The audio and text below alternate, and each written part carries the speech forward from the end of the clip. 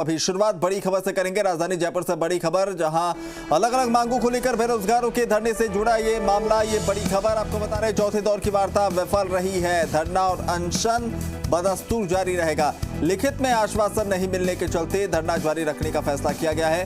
राजस्थान बेरोजगार एकीकृत महासंघ अध्यक्ष उपेंद्र यादव ने कहा कि जब तक मांगों को लेकर लिखित में नहीं मिल जाता आश्वासन, तब तक 22 गोदाम पर चल रहा धरना प्रदर्शन और आमरण अनशन जारी रहेगा। तो बड़ी खबर आपको बता रहे हैं, आज बातचीत होनी थी। जो बेरोजगारों के प्रतिनिधिमंडल है वो चौथे दौर की बातचीत के लिए सुभाष गर्ग के पास गए थे। सुभाष गर्ग से बातचीत में सकारात्मक नतीजे निकलने की बातें सामने आ रही थी, लेकिन लिखित में आश्वासन पर अड़े हुए हैं बेरोजगार। और सरकार की तरफ से लिखित आश्वासन दिए जाने पर जब सहमति नहीं बनी है तो एक बार फिर से आमरण अनशन और जो धरना प्रदर्शन चल रहा है उसे जारी रखने की बात कही गई है। तो उपेंद्र यादव की तरफ से कहा गया कि लिखित में आश्वासन नहीं मिलने के बाद बातचीत बेनतीजा रही है।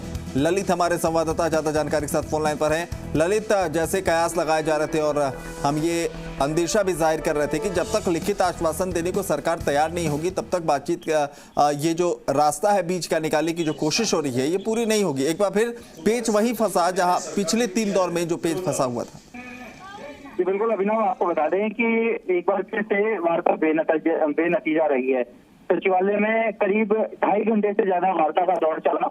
राजस्थान बेरोजगार एकीकृत महासंघ अध्यक्ष उपेंद्र यादव सहित 5 लोगों का प्रतिनिधिमंडल मंत्री सुभाष गर्ग के साथ ही जो प्रशासनिक अधिकारी हैं उनसे मिला। कई मांगों पर सहमति बन गई, तकरीबन 8 मांगों पर सहमति बनी थी, लेकिन सरकार की ओर से मांगों पर लिखित आश्वासन नहीं देने की बात कही गई। लिखित आश्वासन को लेकर बेरोजगार अड़े रहे। इस दौरान तकरीबन 2.5 घंटे निकले। इसके बाद वार्ता के बाद जब बेरोजगार प्रतिनिधिमंडल धरना स्थल पर पहुंचा तो वहां पर सभी से राय करने के बाद बेरोजगारों ने लिखित में आश्वासन नहीं मिलने तक अपने धरने और आमरण अनशन को जारी रखने की घोषणा कर दी। मांग पर ये मतभेद है जिस पर लिखित आश्वासन सरकार नहीं दे रही है, या जो 8 मांगों पर सहमति बनी है उनमें से किसी पर भी लिखित आश्वासन देने को सरकार की तरफ से कोई तैयार नहीं है? जी बिल्कुल अभिनव, किसी भी मांग, एक सिंगल मांग के भी लिखित में आश्वासन नहीं दिया जा रहा है। सरकार का यही कहना है। अगर बात करें सरकार के रूप में मंत्री सुभाष गर्ग इस वार्ता में मौजूद थे।